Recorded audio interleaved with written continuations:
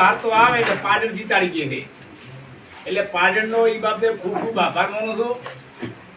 કાલે ની અને પ્રમદાડે મેં કટાવા રવદીભાઈ ને ગોમના 8 જણા હતા. અમે એક બાજુ ઊભા હતા અને શંકરભાઈ ગાડી લઈને આપણે પાટણ વાળા ભાળી ગયા અને ગાડી ને ઊભી રાખી કે કેમ છે પાટણ તમારો ડેમ રવદી કીધું મને મારું એવું અહુડાવ થઈ ગયું પાટણ ને આપણે જે શંકરભાઈ યાદ કરતા હોય અને યાદ કરવાનું કારણ કયું હોય વધારે શંકરભાઈ ભાજપમાં આપણે વોટ આના એટલા માટે શંકરભાઈ એવી ગેરંટી આલી છે તમારા બૂથમાં 90% ભાજપમાં મળશે તો એક બૂથે 25 લાખ, બે બૂથે 50 લાખ રૂપિયા હું આલું મારા ઘરના આલો સરકાર ની આલે આટલી ગેરંટી આલી છે અને છતાંય આપણે આવી છે આખું કોમ એટલે ભાજપમાં વધારે મતદારો તો પછી આપણી કમનસીબી કહેવાય.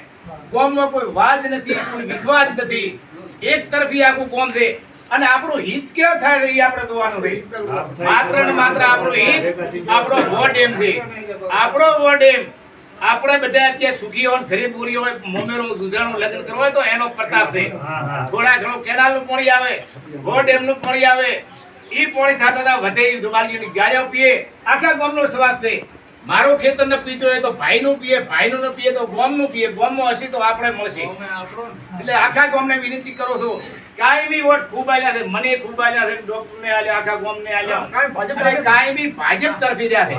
એટલે બધી કોમને મૂકું છું, રાજપૂત હોય, પટેલ હોય, 18 આલમને કહું એ મહેરબાની કરીને ભાજપ તરફી મતદાન કરો.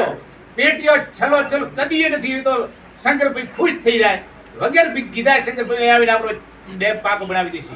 એટલે હું ગેરંટી આલું શંકરભાઈએ આવું મારી હાજરીમાં કીધું છે આપણે જો પાકી પાણી ભરવાની આવે